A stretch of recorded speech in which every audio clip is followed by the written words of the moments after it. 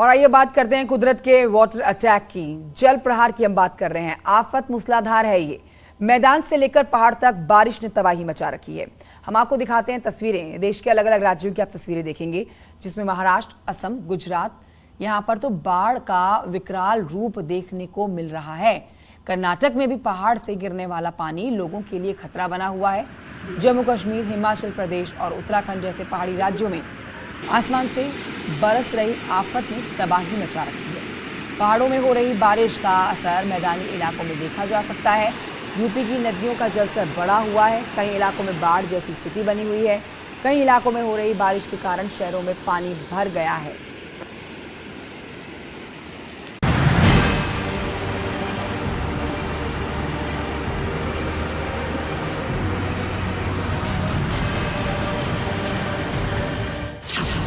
मझधार में कार, रस्सी के सहारे कार को निकालने की कोशिश। बादशाही बाग नदी कार को आगोश में ले रही थी और कार सवार उसे बचाने में जुटे हैं। दोनों ओर से रस्सा कस्सी चल रही थी और बीच में बोलेरो कार थी।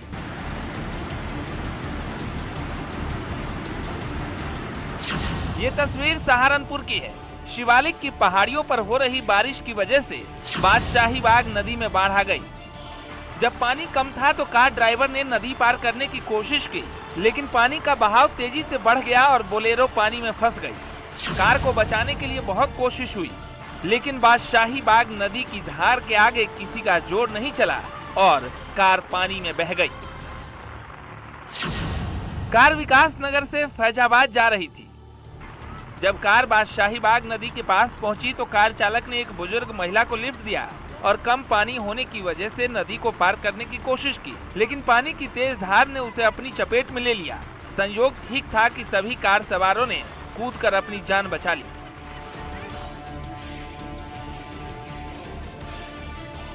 मैदान से पहाड़ तक पानी का प्रहार जारी है। ये तस्वीर हिमाचल के चंबा की है। पहाड़ पर अचानक सैलाब आने से अफरा तफरी मच गई थी।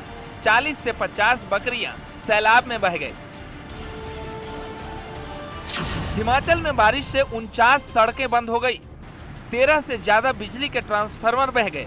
अकेले चंबा जिले में 35 सड़कें क्षतिग्रस्त हो गई हैं। चंबा के सिंहुता में सबसे ज्यादा 137.5 मिलीमीटर बारिश हुई है। 9 जुलाई से 14 जुलाई तक चुनिंदा स्थानों पर भारी बारिश होने का येलो अलर्ट जारी किया गया है। सबसे ज्यादा खतरे में ढलाने पर बने घर हैं, क्योंकि पहाड़ी से जब सैलाब नीचे आता है तो तबाही के निशान छोड़ जाता है। असम में बारिश का कहर अभी थमा नहीं है। मई से ही असम में सैलाब का सितम जारी है। तबाही की ये तस्वीरें 9 जुलाई की है। बाढ़ में रेलवे ट्रैक बह गया। रेलवे विभाग को अरबों रुपए का नुकसान हुआ है, तो वहीं आम जनता के घरों में पानी घुस गया है। सड़कों पर नदियां बह रही। असम में अब तक 190 लोगों की मौत हुई है। 14 जिलों के 620 गांव प्रभावित हैं। अब भी 6.24 लाख से ज्यादा लोग बाढ़ की चपेट में हैं। हालांकि कई इलाकों में स्थिति को संभाल लिया गया है, लेकिन बारिश सारी कोशिशों पर पानी फेर दे रही है।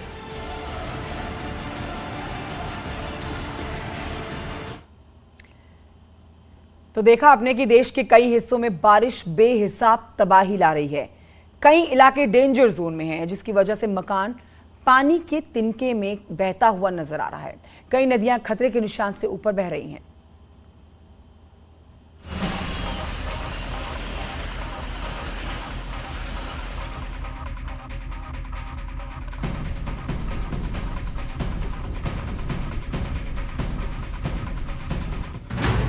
कुदरत का रौद्र अवतार।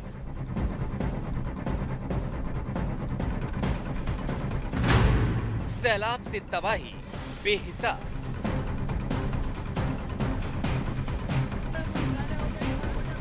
कुदरत का कहर पहाड़ से लेकर मैदान तक जारी है। भारी बारिश के बाद हिमाचल प्रदेश के चौपाल से ये भयावह तस्वीरें सामने आई हैं। जहां लगातार बारिश के बाद एक मकान ताश के पत्तों की तरह बिखर गया। कहा जा रहा है कि इमारत काफी पुरानी थी और बारिश की वजह से इसकी नींव कमजोर हो गई।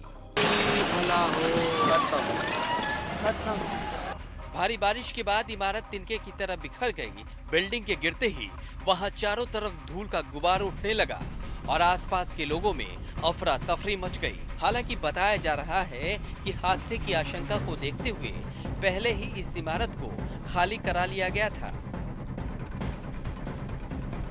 भारी बारिश का कोहराम केवल हिमाचल में ही नहीं बल्कि महाराष्ट्र के हिंगोली में भी देखा गया, जहां भारी बारिश के बाद नदी का जलस्तर बढ़ने से पानी आसपास के मौजूद इलाकों में बढ़ता चला गया और उसमें कई मकान डूब गए। सामने आई तस्वीरों को देखकर ऐसा लगा मानो उस इलाके में नदी बह रही हो। पानी का आलम ये दिखा कि कहीं भी आने जाने के लिए लोग नाव लेने पर मजबूर हो गए। लेकिन ये सारी तकलीफें उनके सामने बौनी दिखी, जिनके मकान बाढ़ के पानी में डूब गए। लोगों के सिर से छत छिन गई। कई मकानों का हिस्सा पानी में डूबा नजर आया।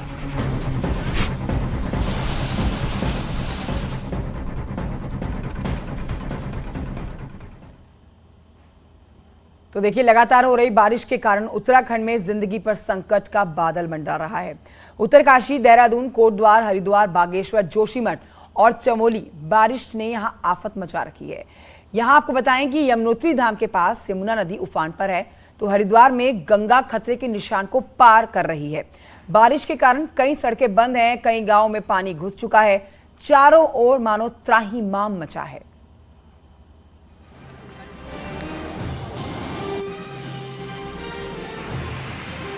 बारिश के कारण इस वक्त पहाड़ों में जनजीवन अस्त व्यस्त है। नदी नाले विकराल रूप ले चुके हैं और लोग त्राहिमाम की स्थिति में पहुंच चुके हैं।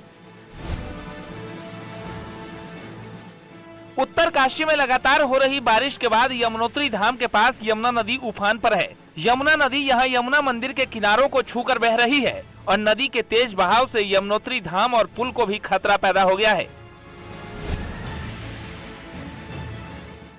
देहरादून के आशारोड़ी के शिवालिक वन रेंज में तेज हुई बारिश के पानी से चंद्रबनी इलाके को भारी नुकसान झेलना पड़ा। इलाके के कई घरों में पानी घुसने से लोगों को जहां भारी दिक्कतों का सामना करना पड़ा, वहीं बताया जा रहा है कि जंगल में हुई बारिश का पानी इतना तेजी से सड़कों पर आया कि सड़कों में भी बाढ़ जैसी स्थिति पैदा हो गई। स्थानीय लोगों को भी घरों से बाहर निकलना मुश्किल हो गया।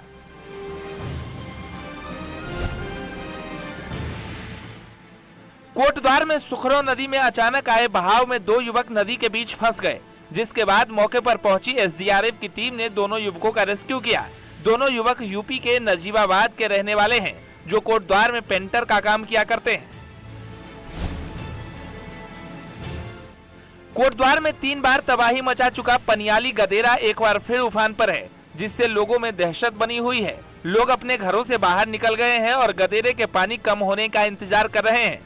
पनियाली गदेरे में आए पानी के सैलाब के चलते सैकड़ों घरों पर बाढ़ का खतरा बना हुआ है। हरिद्वार में गंगा नदी का जलस्तर बढ़ा हुआ है। पहाड़ों पर लगातार हो रही बारिश के चलते गंगा नदी का जलस्तर खतरे के निशान के पास पहुंच गया है। भीमगोड़ा बैराज पर फिलहाल गंगा 292 मीटर के पार बह रही है, जबकि 293 मीटर गंगा का चेतावनी स्तर है। वहीं यूपी सिंचाई विभाग के अधिकारी गंगा के जलस्तर पर अपनी नजर बनाए हुए हैं। अगर पहाड़ों पर इसी तरह बारिश जारी रही तो गंगा का जलस्तर और भी ज्यादा बढ़ सकता है। इस बार मानसून सीजन में हालांकि हरिद्वार जिले में अभी तक ज़्यादा बारिश नहीं हुई है, लेकिन पहाड़ों पर लगातार बारिश जारी है। पहाड़ों पर लगातार जारी बारिश का असर गंगा के जलस्तर पर साफ तौर पर देखा जा सकता है। इस वक्त हम हरिद्वार के भीमगोड़ा बैराज पर मौजूद है और यहाँ पर साफ तौर पर दिखाई दे रहा है कि गंगा नदी किस तरह से उफान पर है और गंगा का जो जलस्तर है वो चेतावनी स्तर के पास बह रहा है। 293 गंगा का चेतावनी स्तर है और फिलहाल जो गंगा का जलस्तर है वो 292 के पार गंगा बह रही है। इससे कहा जा सकता है कि चेतावनी के स्तर के जो है पास गंगा बह रही है और इसी तरह से बारिश अगर लगातार जारी रही तो गंगा का जलस्तर आज शाम तक और ज़्यादा बढ़ सकता है। फिलहाल जो गंगा के जलस्तर को देखते हुए जिला प्रशासन के जो अधिकारी हैं वो पूरी तरह से अलर्ट मोड पर हैं। जो बाढ़ चौकियां बनाई गई हैं उनको भी अलर्ट मोड पर रखा गया है। उसके अलावा यूपी सिंचाई विभाग के अधिकारी भी गंगा के जलस्तर पर अपनी नज़र बनाए हुए हैं। हर घंटे का गंगा का जलस्तर यहाँ पर रिकॉर्ड किया जा रहा है।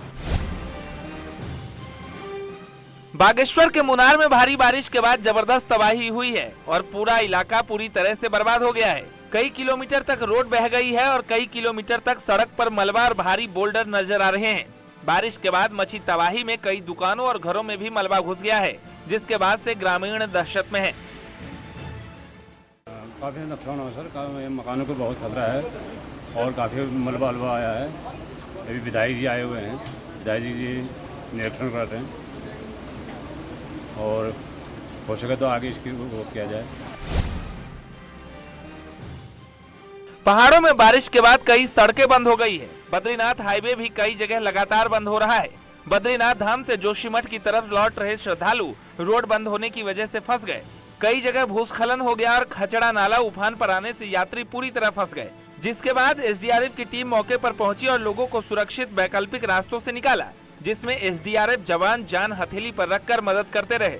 फिलहाल बद्रीनाथ हाईवे लामबगड़ खचड़ा नाला के पास खुल गया है, लेकिन बद्रीनाथ हाईवे बैनाकुली में अभी भी बंद है। वहां पहाड़ी से पत्थर गिर रहे हैं। बद्रीनाथ राष्ट्रीय राजमार्ग खुलते ही अचानक लामबगड़ बाजार के पास बरसाती नाला उफान पर आ गया, जिससे बद्रीनाथ धाम से वापस लौटने वाले तीर्थयात्रियों के वाहन और यात्री नाले में फंस गए। चमोली में कर्णप्रयाग थराली ग्वालदम रोड नारायणबगड़ के पास बंद हो गई। पहाड़ी से भारी मलबा यहां पर आ गया है, जिसके चलते हाईवे बंद है और बीआरओ की टीम ने मौके पर पहुंचकर मलबा हटाने का काम शुरू कर दिया है। हालांकि हाईवे खुलने में अभी और ज्यादा वक्त लग सकता है, क्योंकि पहाड़ी से लगातार भारी बोल्डर और मलबा आ रहा है। पहाड़ों में हो रही मूसलाधार बारिश से आम जनजीवन अस्त व्यस्त है। कोटद्वार के कौड़िया बस्ती इलाके में लोगों के घरों के अंदर नाले का पानी और मलबा घुस गया है। वहीं पुल के नीचे पेड़ फंस जाने से पानी और भी तेजी के साथ आसपास के इलाकों में घुस रहा है। बस्ती में रह रहे लोग अपनी जान जोखिम में डालकर खुद से पेड़ को पुल से नीचे हटाने में जुटे हैं। पहाड़ों पर हो रही भारी बारिश का असर कोटद्वार में देखने को मिल रहा है। कोटद्वार के जो मैदानी इलाके हैं वहां पर भारी आपदा जैसी स्थिति हो चुकी है, क्योंकि जो पनियाली गदेरा है जिससे आपदा भी कोटद्वार को झेलनी पड़ी थी, वो एक बार फिर से उफान पर है। और जो तस्वीरें आप देख रहे हैं कि एक जो पेड़ है वो पनियाली गदेरे के पास जो पुल है उसके नीचे फंस गया है और इसी की मशक्कत कर रहे हैं जो लोग हैं, क्योंकि जो पानी का फोर्स है वो लोगों के घरों में जा रहा है।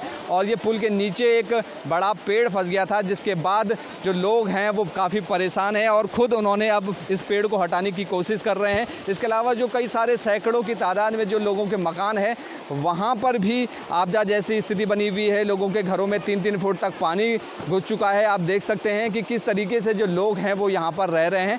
और प्रशासन की ओर से हालांकि अलर्ट कर दिया गया है सभी को कि पनियाली गदेरे से दूर रहें, लेकिन उसके बावजूद कई सारे ऐसे लोग हैं जो अभी यहाँ पे मौजूद हैं। लोग दहशत में हैं, घरों से बाहर आ गए हैं और पानी को कम होने का इंतजार कर रहे हैं। कुल मिलाकर पहाड़ों पर इस वक्त लोगों की जिंदगी मुसीबत में दिखाई पड़ रही है। Bureau report, news 18।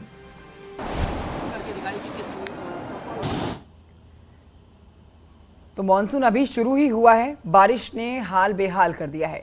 बारिश के बाद ऐसा ही कुछ नजारा दिखा बदायूं में। बारिश के बाद पूरे शहर में जल भराव की स्थिति पैदा हो गई। एक्सक्लूसिव तस्वीरें आप देख रहे हैं आपके टेलीविजन स्क्रीन पर। हालत इतनी बुरी थी कि सड़कों पर खड़े वाहन पानी में बहते हुए दिखाई दिए और इस दौरान कार सवार ने लोगों से मदद मांगी। लोग कार को बचाने में मदद करते हुए नजर आए। तो आप तस्वीर देख रहे हैं, ये लगातार बारिश के बाद जो स्थिति बनती है, जहां पर आप कह सकते हैं पहाड़ी इलाकों को छोड़े, लेकिन आप जब प्लेन इलाके में आते हैं, मैदानी इलाके में आते हैं, वहां पर नगर निगम के ऊपर सवाल ज़रूर खड़े होते हैं, क्योंकि यहाँ ये बारिश का पानी रुक गया है। और इस कार को आप देख सकते हैं जो हिचकोले खा रही है इस पानी में, जिसको निकालने के लिए स्थानीय लोग वहाँ आए, मदद की गई और फिर इस भारी भरकम गाड़ी को पानी से बाहर निकाला गया। बदायूं से आई है ये तस्वीरें। हालांकि देश भर में लगातार बारिश हो रही है और जहां जहां पर भारी से भारी बारिश लगातार जारी है वो तस्वीरें हम आपको दिखा रहे हैं, जिसमें एक तस्वीर बदायूं की भी है जहां ये गाड़ी पानी में फंसी हुई नजर आई।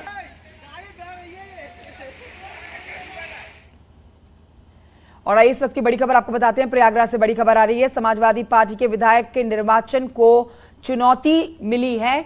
समाजवादी पार्टी विधायक विजमा यादव के निर्वाचन को चुनौती है। इलाहाबाद हाईकोर्ट में दायर की गई है याचिका। इस पर प्रतापपुर सीट विधायक हैं विजमा यादव अपना दल एस के नेता राकेश धर की याचिका, हलफनामे में गलत जानकारी देने का आरोप लगा है।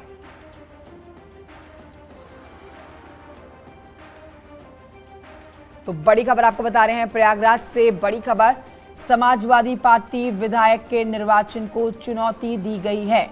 एसपी विधायक विजमा यादव के निर्वाचन को चुनौती मिली है। हम आपको जानकारी दें यहां पर कि इलाहाबाद हाईकोर्ट में याचिका दायर की गई है। प्रतापपुर सीट विधायक हैं विजमा यादव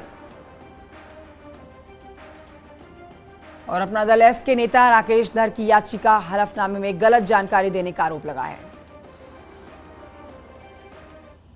और लखनऊ से भी इस समय बड़ी खबर आ रही है। आशीष मिश्रा की जमानत को लेकर बड़ी खबर, जिसकी जमानत याचिका पर सुनवाई। तिकुनिया कांड का आरोपी है आशीष मिश्रा। सुनवाई होनी है जमानत याचिका पर। हाईकोर्ट की लखनऊ बेंच में होगी सुनवाई। दूसरे पक्ष ने आशीष की जमानत का विरोध किया है। और आपको बताएं कि शुक्रवार को भी जमानत अर्जी पर सुनवाई हुई थी। एक बार फिर होनी है सुनवाई। 2 दिन पहले सुनवाई हो चुकी है, लेकिन फिर होगी सुनवाई आशीष मिश्रा की जमानत अर्जी पर। मेरे सहयोगी और जानकारी के साथ ऋषभ मणि मौजूद है फोन लाइन पर। ऋषभ मणि, क्या जानकारी मिल रही है? 2 दिन पहले भी सुनवाई की गई है जिसके ऊपर विरोध किया गया है इनकी जमानत का। मिश्रा और मोनू की ओर से जमानत अर्जी हाईकोर्ट लखनऊ की जस्टिस कृष्ण पहल की बेंच में डाली गई थी। शुक्रवार को इस पर सुनवाई हुई थी। वादी पक्ष ने आशीष मिश्रा और मोनू की जमानत अर्जी का मजबूती से विरोध किया था। उसने ये तर्क दिया था कि इसमें एक अन्य आरोपी अंकित दास जब फरार हो रहा था, जिस टैक्सी से गया था, उस टैक्सी के ड्राइवर की ने इस बात का बयान दिया है कि अंकित दास की बातों से इस बात की पुष्टि हो रही थी कि घटना आशीष मिश्रा ने कारित की, वहां पर वो मौके पर मौजूद था, लिहाजा उनको जमानत ना दी जाए। वो इस मामले की जांच को प्रभावित कर सकते हैं, गवाहों सबूतों के साथ छेड़छाड़ कर सकते हैं। आज उस पर बहस जारी रहेगी। आशीष मिश्रा की पक्ष से तमाम जो सवाल उठाए गए थे वादी पक्ष की ओर से, उसके जवाब दिए जाएंगे। बहुत शुक्रिया आपका जानकारी के लिए। एक छोटे से ब्रेक के लिए रुकना होगा, जल्द लौट रहे हैं। इस न्यूज हेड